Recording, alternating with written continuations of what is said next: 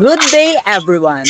Welcome to our webinar, Youth Leadership in the 21st Century, Leading with Passion and Purpose. I'm Nathaniel Marquez, and I'll be the one of your hosts for today. And I am Neon Borja. We're super excited to have all of you here. Our future leaders, change makers, and inspirers. Let's make this session fun, interactive, and definitely not boring. That's right. So to make sure everyone's awake, can we get some energy in the chat? Drop a fire emoji if you're ready to lead with passion and purpose today. Oh, look at that chat. That's the kind of energy we love. To officially start our program, let's all take a moment to pause and reflect. We'll now watch a short video for our opening prayer to be followed by Philippine National Anthem.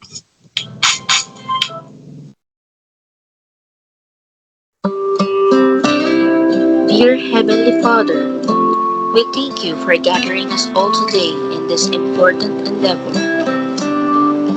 We ask that you bestow your guidance and blessing upon each attendee. May we honor one another by keeping an open mind. May we voice our truth and listen with an open heart. Bless everyone present today that each may be able to share his or her contributions and gifts. Grant good health and safety to loved ones left outside this room, and bestow peace and goodwill to all of us. We ask for your wisdom and grace to use our talents for the betterment of others. May the various activities related to this day be a success through your intervention. With gratitude, we offer this prayer in your name. Amen.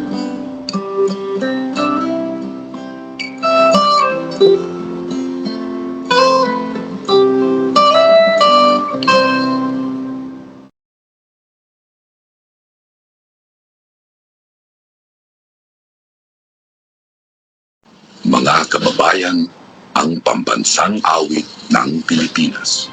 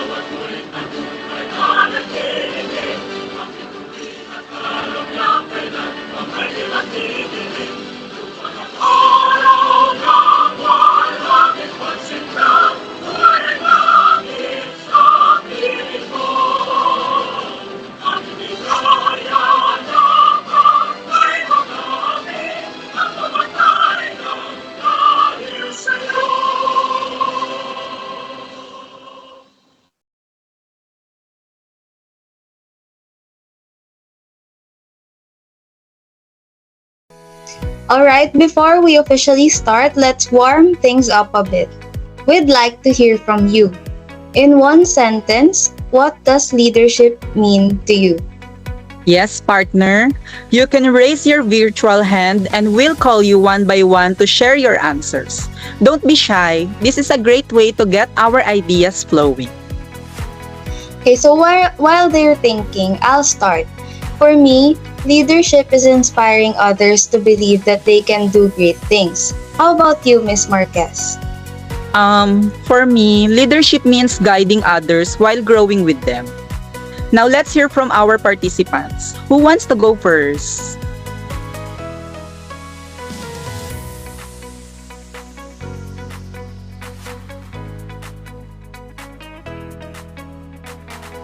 Okay, let's call on Miss Jana Belito. Leadership for me is guiding others with purpose and empathy.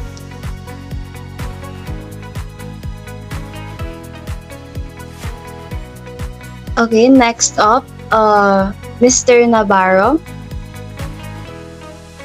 Miss, I think leadership is the ability to guide someone, influence, or even inspire others towards achieving a common goal. Such a great answer. And lastly, Mr. Narag. Leadership for me is when young people take the lead to inspire and guide to others towards positive change. Wow, those are some amazing answers. I love how everyone has their own unique take on what leadership means. Exactly. It just shows that leadership can look different for everyone, but it always starts with the desire to make a positive impact. So, great job, everyone. Okay, so thank you for the engagement. And now, to welcome us all, we have Miss Janelle Blanche for the opening remarks. She has been actively involved in organizing leadership programs and educational events, inspiring students and young leaders to make a difference in their community. Once again, Miss Janelle Blanche. Let's give her a virtual round of applause.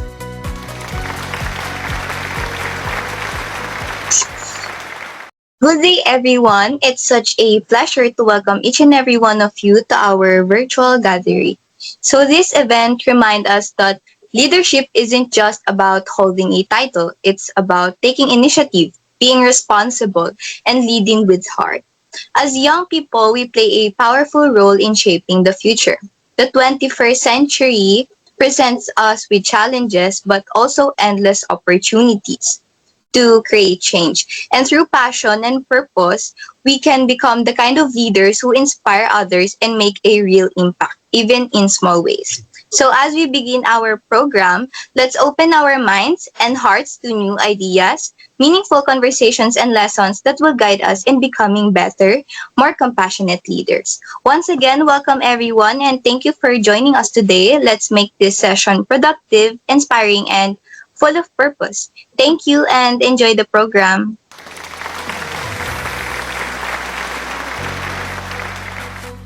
Thank you so much, Miss Janelle, for that inspiring message. That definitely got us motivated to dive into today's topic. So again, our webinar is titled Youth Leadership in the 21st Century, Leading with Passion and Purpose. We'll be hearing from two amazing guest speakers who'll share their experiences, stories, and tips on how we can all be better leaders in this ever-changing world. And of course, we got games, Q&A, and a few surprises along the way.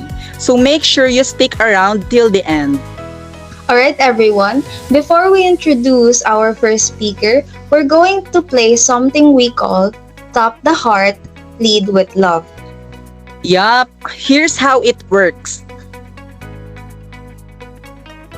This one called Tap the Heart. So the instruction is, I'll read statement about leadership. If you agree or think it shows good leadership, tap the heart emoji. If you disagree or think it's not good leadership, tap the like emoji.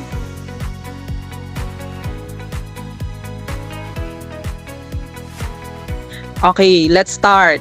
A good leader listens to everyone's idea. Heart or like?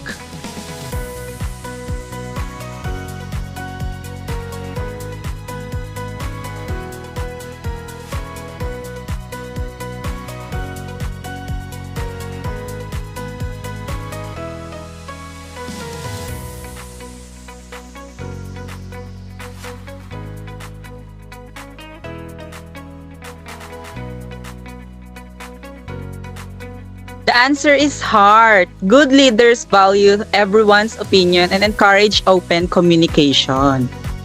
Okay, next. Leaders should always make decision alone. Heart or like?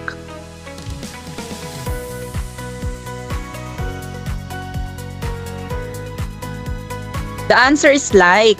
Great leaders seek advice and make decisions with the team. Next. A leader should be confident but kind. Heart or like?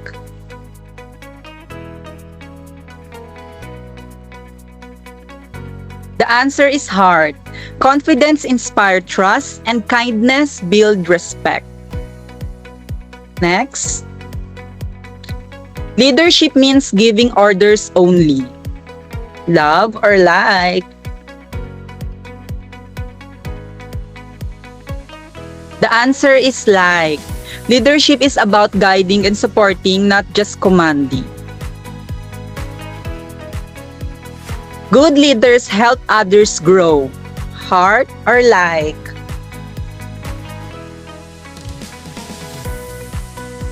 The answer is heart. They mentor, inspire, and develop others' potential. A leader should admit mistakes when wrong. Heart or like?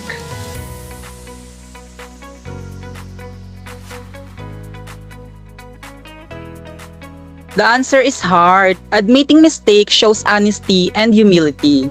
That's the key trait of a great leader. Leaders must be the loudest person in the group.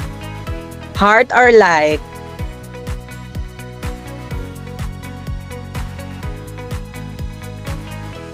The answer is like. Some of the best leaders lead quietly by example.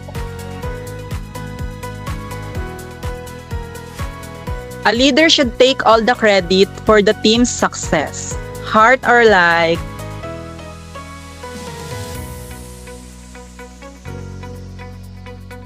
The answer is like. Great leaders share credit and appreciate their team's effort. Leaders can still learn from their followers. Love or like?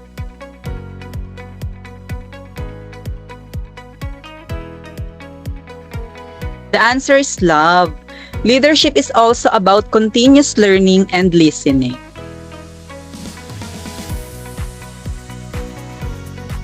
Leadership is about inspiring others, not controlling them. Heart or like?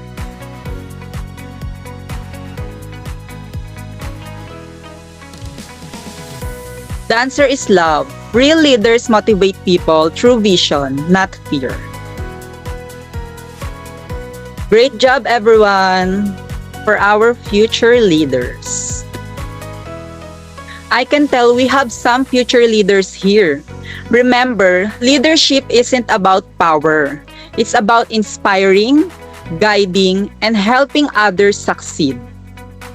So now that we are all warmed up and energized, it's time to meet our first guest speaker. So a bit about her. She is a youth leadership strategist and trainer and a summa cum laude graduate from Polytechnic University of the Philippines. She holds also a master's degree in organizational leadership and is the founder of the Next Gen Leaders Lab, a group that has trained over 2,000 student leaders nationwide. She's also a former president of the National Youth Council and a columnist who writes about youth empowerment and purpose-driven leadership. Truly a passionate leader who walks the talk. She is an inspiring figure who continues to empower young people to discover their leadership potential. Let's give a warm virtual welcome to Miss Angela Joyce Nelyama. The floor is yours. So, good day everyone, and thank you so much Nian and Tanya for that wonderful introduction. And of course, thank you to our organizers for giving me this opportunity to speak today. Before we dive in, I want to begin with a simple question. When was the last time you saw someone step up and lead without being asked? Maybe it was a teammate who stayed late to help. Maybe it was a friend who spoke up in a difficult situation. Or maybe, just maybe, it was you. Leadership shows up in the everyday, not just in boardrooms, speeches, or company-wide emails. It's all around us. We just don't always call it by that name. Next slide, please. So let me proceed with our topic today. When we hear the word leadership, what's the first thing that comes to mind? For some, it might mean being in charge, having authority, or making big decisions. But in the 21st century, leadership goes beyond that. It's not about power, it's about purpose. And I want to pause on that word for a moment. Purpose. We often associate leadership with control or command. But I believe that true leadership starts with intentionality. When we act from a place of purpose, our leadership becomes more grounded, more meaningful, and ultimately more effective. There's a great quote by John Maxwell saying, "People buy into the leader before they buy into the vision." Why? Because leadership is personal. It's not just what you do, it's who you are when you do it. Next slide, please. Leadership isn't just about holding a title or position anymore. It's about the influence that lifts others up, gives them confidence, and helps them shine. You don't need to have a label to be a leader. Sometimes leadership simply means stepping up when no one else will. I'm reminded of a story wherein during a group project, a student named Lena quietly took on the role of the glue in her team, checking in on everyone, mediating disagreements, and encouraging a shy member to share ideas. She didn't dominate the conversation. She didn't take credit at the end. But her presence transformed the group's dynamic. That's leadership. Unassuming, unlabeled, but deeply impactful. Next slide, please. In today's fast changing world, technology connects us more quickly than ever before. Yet it also changes us to lead in new and meaningful ways. Today's leaders need more than confidence. They need empathy to understand others, adaptability to face change, and a growth mindset to keep improving. Let's break that down. Empathy. This isn't just a soft skill. It's a core leadership capability. It means listening without waiting to speak, understanding before responding, and creating space for voices different from your own. Adaptability. Our environments shift constantly.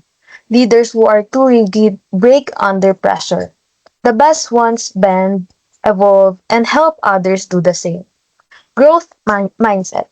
Coined by psychologist Carol Dweck, this is the belief that our abilities can develop through effort and learning. Leaders with a growth mindset don't avoid challenges. They welcome them as chances to grow.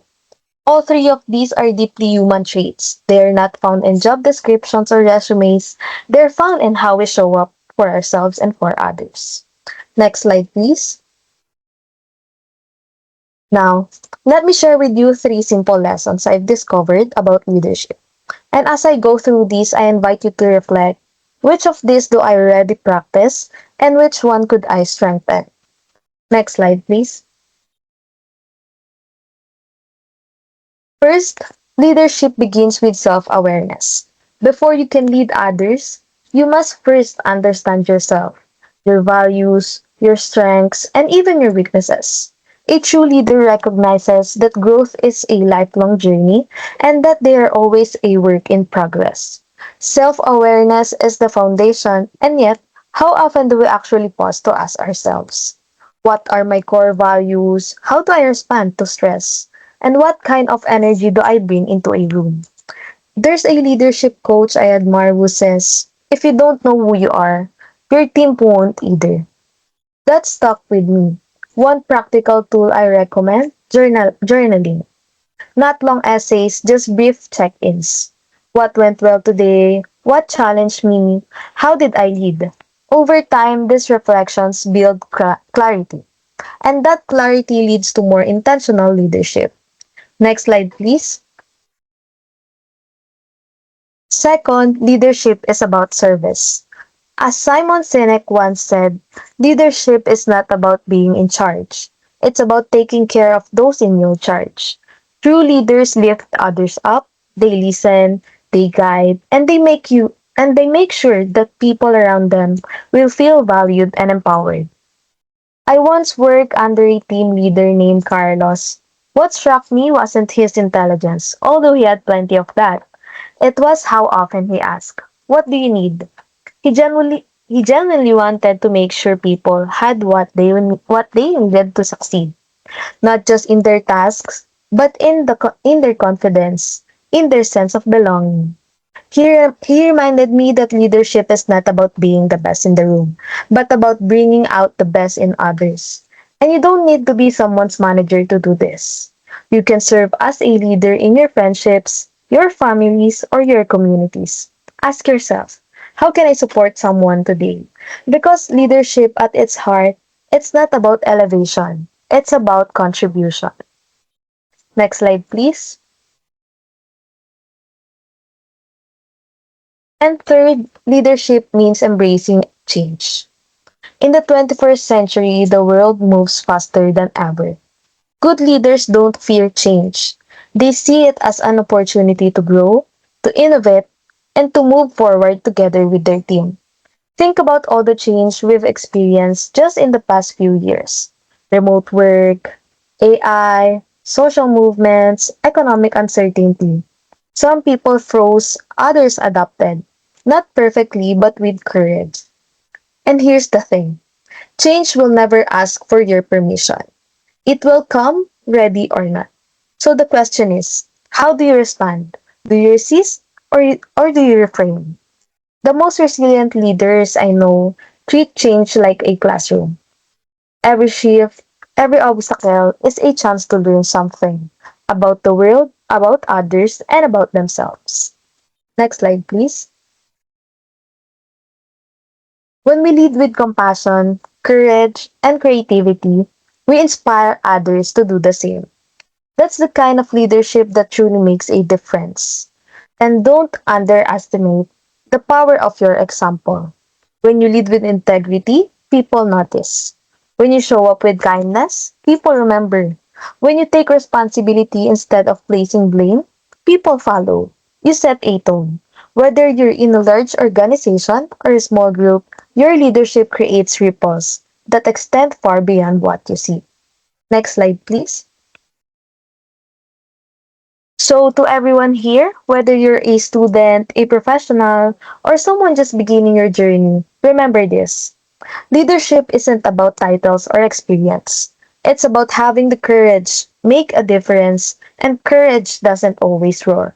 Sometimes it whispers, I'll try again tomorrow.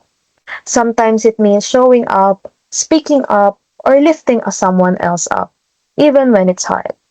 You already have what it takes. You don't need permission to lead, you just need purpose. Thank you, and I hope that after today, you'll be inspired to lead in your own way, with purpose, passion, and heart.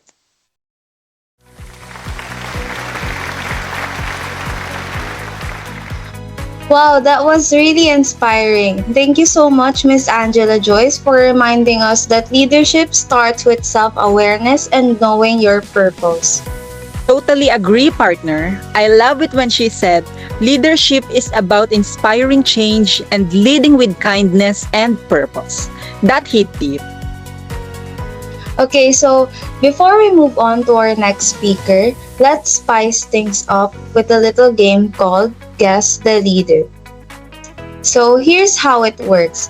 We'll describe a famous leader and you'll have to guess who it is. You can raise your hand and unmute your mic to answer. Are you guys ready? Okay, so here's the first one. He led a non-violent movement for India's independence and inspired peace movement all around the world. Who do you think this great leader is? Okay, Miss Belido. Mahatma Gandhi. Okay, that's right. That's Mahatma Gandhi.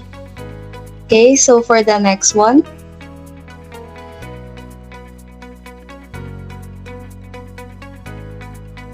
Okay, so she began speaking out about climate change when she was just 15 years old. And now, she's one of the most recognized youth activists around the world. Who is she? Okay, let's call on Mr. Narag. Greta Thunberg. Correct, that's Greta Thunberg. She's such a powerful reminder that leadership can start even at a young age. Now, for the last one, he is famous for his speeches about equality and once said, I have a dream, inspiring millions of people to fight for their civil rights. Who is this inspiring leader? Okay, let's call on Mr. Navarro. Miss, I think that is Mr. Martin Luther King Jr. Yes, absolutely. That's Martin Luther King Jr. That's the one. He is a truly timeless example of a leadership through vision and compassion. That was awesome, everyone. You really know your leaders. Exactly, and that just shows that leadership comes in many forms, through action, influence, or even courage to stand up for what is right. Great job, everyone. Okay, so let's move on to our next speaker, another inspiring woman. Yes, partner, and interestingly, another leader named Angela. She is a community development leader and the executive director of the Bridge Youth Initiative, an organization dedicated to helping young people become more active and impactful in their communities.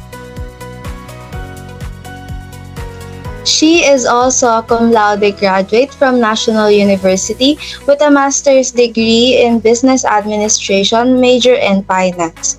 Recently, she was recognized with the Rising Change Maker Award for her exceptional contributions to the youth empowerment. How amazing is that? Truly inspiring, partner. Not only that, she also accumulated an executive certificate from Transformational Leadership in Harvard Kennedy School, Executive Education, which primarily focuses on intensive executive programs on leading through change.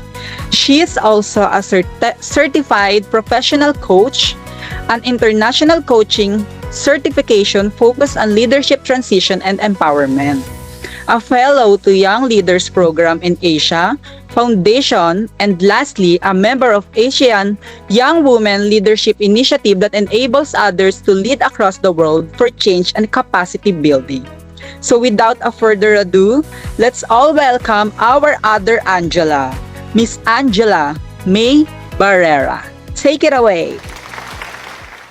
Good day, everyone. Before anything else, I'd like to thank you, our wonderful host, Miss Borja and Miss Marquez, and the organizers of this event for inviting me to speak about a topic that shapes not just organizations, but the future of our society. That is entitled Leadership in the 21st Century. So we live in an age of a constant movement, and we all know that. Technology changes by seconds, cultures intersect through change, and social media, and people are no longer satisfied with leaders who simply tell them what to do. The world today demands a new kind of leadership, one that blends vision, empathy, and accountability. Leadership is no longer being in charge. It's about taking responsibility, and it's not about titles anymore. It's about trust. And today I'd like to share with you three kinds idea or key ideas that define what leadership truly means in our time. First is purpose-driven leadership, human-centered leadership, and ethical sustainable leadership.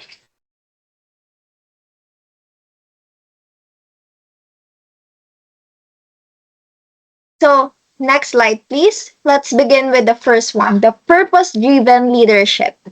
Purpose. What does your purpose mean? For me, it means knowing why you do what you do. It's the deeper reason behind your goals, the reason to keep us moving even when no one is watching. In the 21st century, when careers shift quickly and trends rise and fall overnight, leaders with purpose are the ones who remain steady. Because while everything around them changes, Their whys keep them grounded. A great example is Satya Nadella, the CEO of Microsoft. He became a CEO. Microsoft was struggling. Its culture was rigid, innovation was slowing, and employees were felt unheard. But Nadella brought a new vision. His purpose wasn't just to make Microsoft richer, but also to empower every person and organization on the planet to achieve more. So he focused on collaboration, growth mindset, and empathy. And under his leadership, Microsoft not only became successful again, he also regained his humanity. So from here, purpose-driven leadership isn't just limited sa mga CEOs. You can also find it in teachers who dedicate their lives in shaping minds, in students who volunteer to help communities, and in ordinary people who choose to make a difference even when it is inconvenient. So if we, as young people, learn to lead with purpose, we stop chasing recognition and start chasing impact. So next slide, please. Purpose is what separates ordinary effort from extraordinary change. It's the invisible force that turns work into service and ambition to mission. So when your actions are guided by a sense of why, the smallest things you do start to matter. So ask yourself, why am I pursuing this path? Who benefits from what I am doing? And lastly, what legacy do I want to leave? These aren't just deep questions, they are leadership questions. They help you see beyond grades, awards, or titles. They remind you that leadership is not just about being best in classroom. It is also about making the room better because you are part of it. So think about people like Malala Yousafzai. I know you know her. She's just a teenager as well when she stood up for girls' education. She didn't have any power or position, but she had purpose. That purpose gave her courage to speak when it's dangerous and it inspired millions of people to act. Or take Tony Fernandez, the CEO of AirAsia. He made air travel affordable for millions of ordinary people in Asia. His purpose was to make flying accessible. It's not just for the rich, but for everyone. That clarity of purpose turned a small company into the one of the most respected airlines in the region. So, when you find your purpose, whether it's to educate, to create, to protect, or to inspire, you begin to lead differently. You become more patient when things go wrong, more focused when distractions come, and more resilient when others doubt you. Because when you know your purpose, your path becomes clearer, your choices becomes wiser, and your actions become meaningful. So, the second concept is we have the human-centered leadership. So we live in an era shaped by technology, artificial intelligence, AI, automation, and social media. We're more connected than ever, but often we forget that behind every post, every message, and every project, there's a real person. Someone with emotions, someone with stories, dreams. So human-centered leadership reminds us that people are the heart of every organization, every classroom, and every community. It's a kind of leadership that values compassion as much as competence and kindness as much as intelligence. So a human-centered leader doesn't lead to control others. They lead to care for others, and they don't see people as tools to reach goals but as partners in creating something meaningful. So one of the most inspiring example is Pope Francis. So despite leading one of the world's largest and oldest institution, he remains deeply grounded and approachable. He often chooses humility over hierarchy, washing the feet of prisoners, visiting refugees, and speaking with those people who felt unheard in the society. So, through his action, Pope Francis shows the leadership isn't just about status or authority, it is about service. And he reminds us that empathy and strengths are not opposites. They can be and they must be coexist. So, for the next slide, we have human centered leadership. Human centered leadership in our schools, workplaces, and communities means listening before judging, understanding before reacting, and lifting others up instead of leaving them behind. So it means recognizing that people we lead have lives beyond the roles they play. They also have their struggles, they have their families, they have their personal battles we may never see. So it also means caring for mental health and well being because productivity cannot exist without peace of mind, right? A team that feels valued, respected, and cared for will always perform better than one na nakaka-feel ng pressure or feel ignored. In a world that sometimes moves too fast, where screens replaces conversations and metrics replaces meaning, humanity is what keeps leadership real. So remember this, technology might lead us forward, but empathy that keeps us together. True leadership doesn't start from the head, it starts from the heart.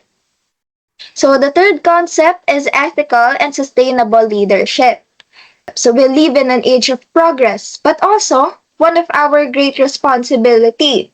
The 21st century gives us incredible tools like AI, instant communications, and limitless access to information, yet those are same tools that can also create problems like misinformation, exploitation, inequality, and environmental destructions. That's why leadership today cannot just be about innovation or success. It must also be about integrity and sustainability.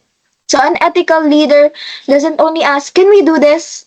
But also, he or she asks, should we also do this or should we do this? They make choices that serve others even when their choices are not easy, popular, or profitable. So, take the example of Greta Thunberg, a teenager who sparked a worldwide movement. And she had no authority, she had no wealth, no corporate power, yet her voice challenged the entire governments and industries. Why?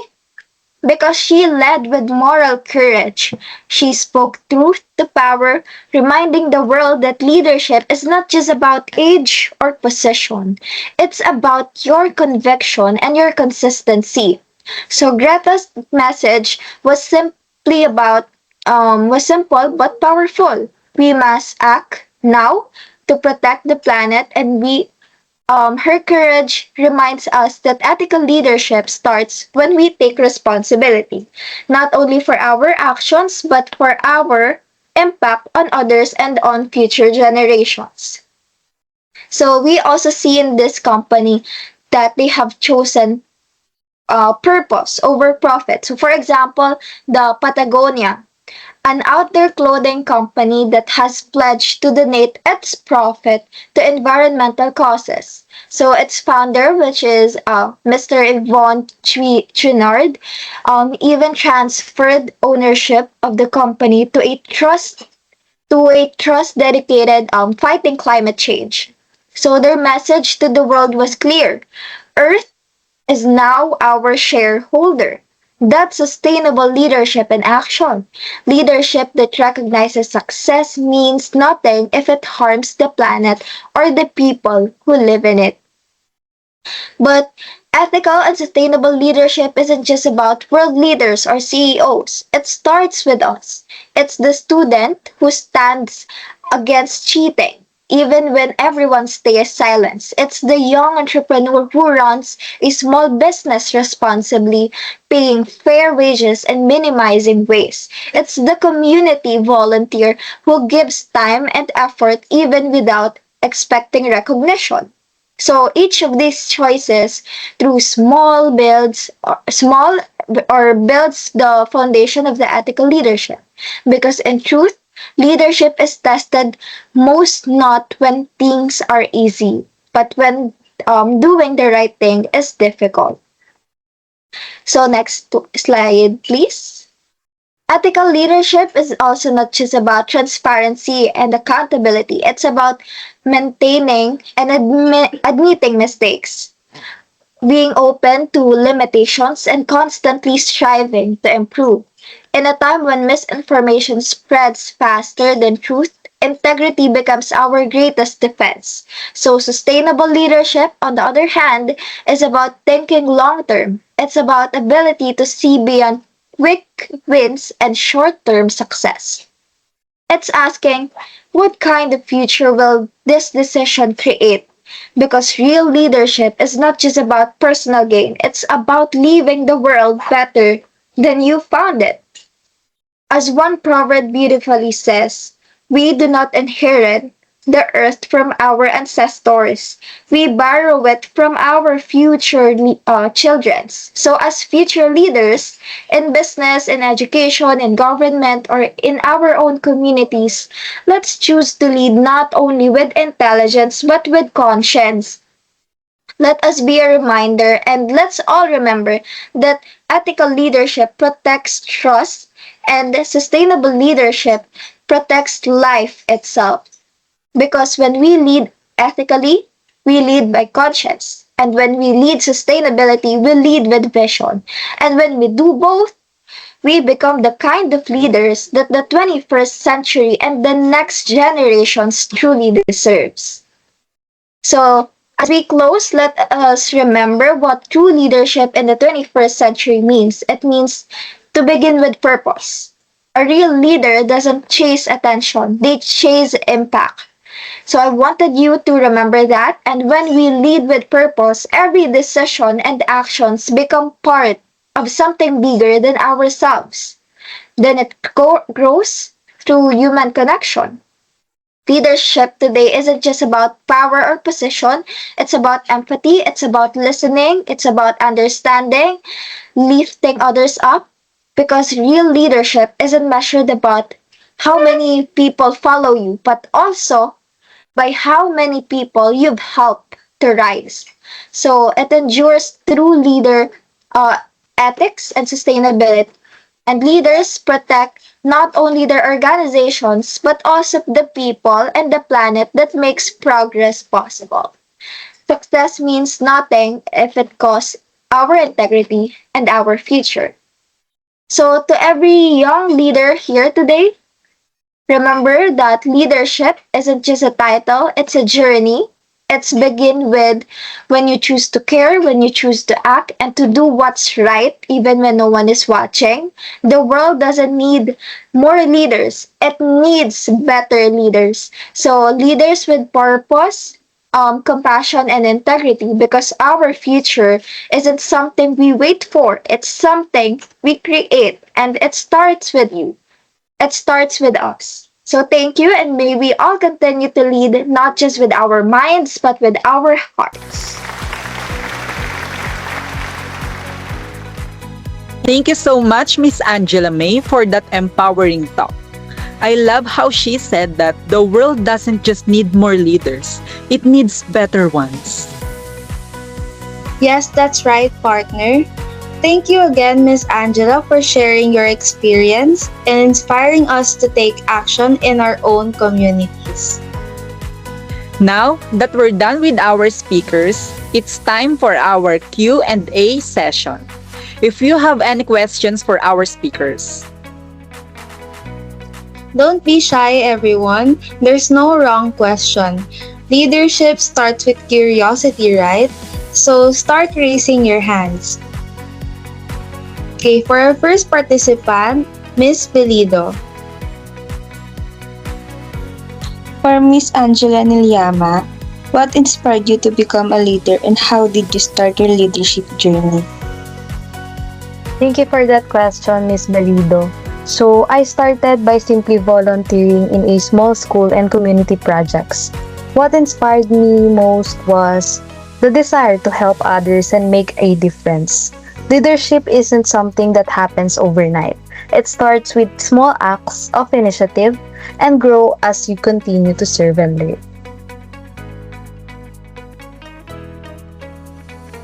Thank you po.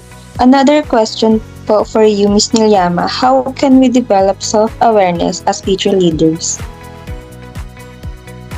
So, for you guys as future leaders, self-awareness begins with reflection, taking time to understand your strengths, weaknesses, and values. It helps to ask for feedback from others and be open to learning from mistakes. The more you know yourself, the better you can lead with authenticity and confidence. Okay, so let's call on Mr. Narag for his question.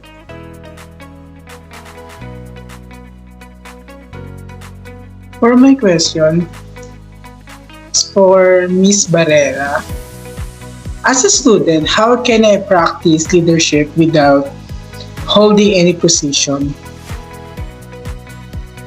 Leadership isn't about titles, it's about action. So you can practice leadership by being proactive, showing your kindness and setting a good example for your classmates. So small things like helping others, speaking up with respect, or taking responsibility already make you a true leader. For my second question to you, Miss, what the biggest challenge leaders face in the 21st century? So one major challenge, I think, is the constant change, especially with technology, new ideas, and global issues. Leaders today must be adaptable and open-minded. So the key is to stay flexible, keep learning, and lead with empathy amid uncertainties.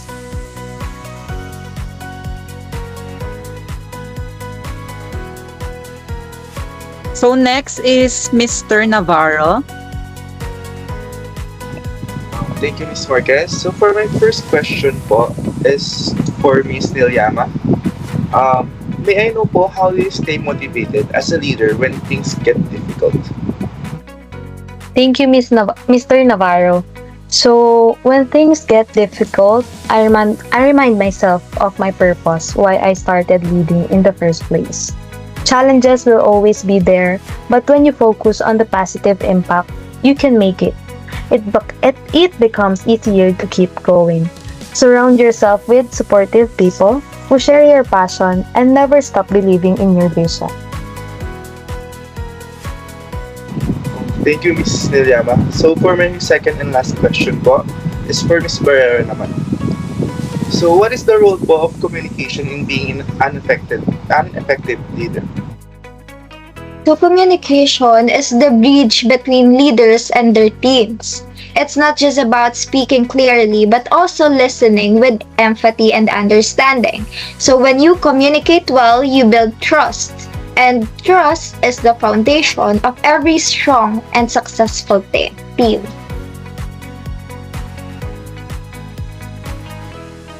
Okay, so is that all the questions? You can drop a react if you're already done.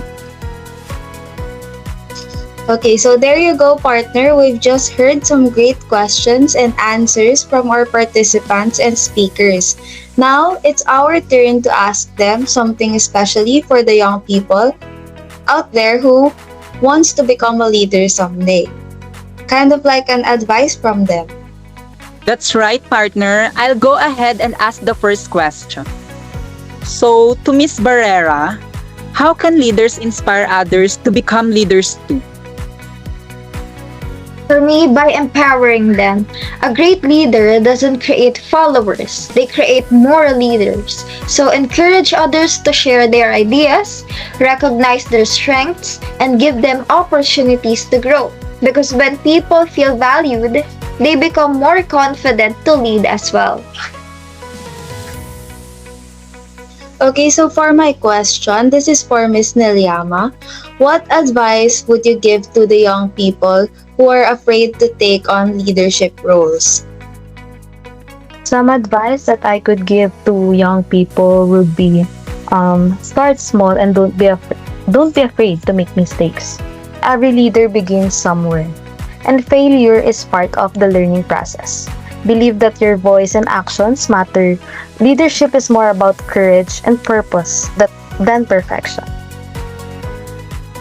Great questions, everyone, and a huge thanks to our speaker for those insightful answers. Now, let's move on and present our certificate of appreciation to our amazing speakers. Yes, that's right. Now, let me read the contents of the certificate. Certificate of Appreciation presented to Miss Angela Joyce Nelyama and Miss Angela May Barrera in appreciation for sharing their time, knowledge, and expertise as guest speakers in the webinar Youth Leadership in the 21st Century, Leading with Passion and Purpose. Given this 14th day of October 2025, with our deepest gratitude and appreciation for inspiring the youth to lead with heart and purpose. Signed by Ms. Janelle Blanche, event organizer, Ms. Tanya Marquez, event host, and yours truly, Ms. Nian Borja, event host. So let's have an photo opportunity for the certificate of Miss Angela Joyce Nelyama. Okay, pose everyone.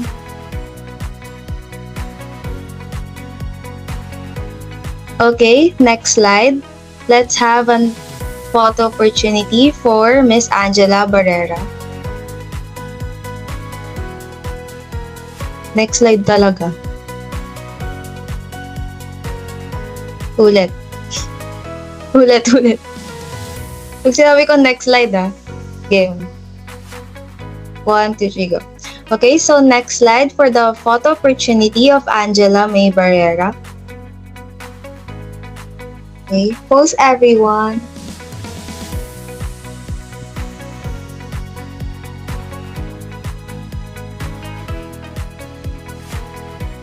Congratulations and thank you once again, Miss Angela Joyce Nelyama and Miss Angela May Barrera.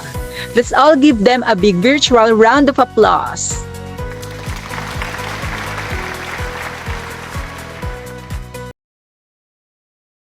It's a little too sad to say this, but our event is already coming to an end. But before we officially close, let's hear a few words to wrap up the meaningful session. Let's all welcome Ms. Marie Antoinette Flores for her closing remarks. Thank you, Nian and Tanya. On behalf of the organizing team, we sincerely thank our guest speakers, Ms. Angela Joyce Nelyama and Ms. Angela May Barrera, for sharing their experiences, knowledge, and guidance with us today. To all participants, thank you for joining us and actively participating. May the insights and lessons you've gained guide you as you continue to grow and lead in your own way. Once again, thank you, and we look forward to seeing you at our next event. Wishing you all a wonderful day ahead. Thank you so much, Miss Marie Antoinette, for that heartfelt and inspiring message.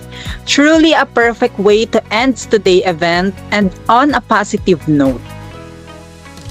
Before we say goodbye, please take a quick moment to answer our evaluation form. Just scan the QR code on your screen. It only takes a minute and your feedback helps us to make future events better.